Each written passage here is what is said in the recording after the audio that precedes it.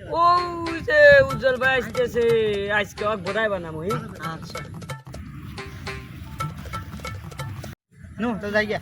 ও যাই বুঝিয়েছে লাগ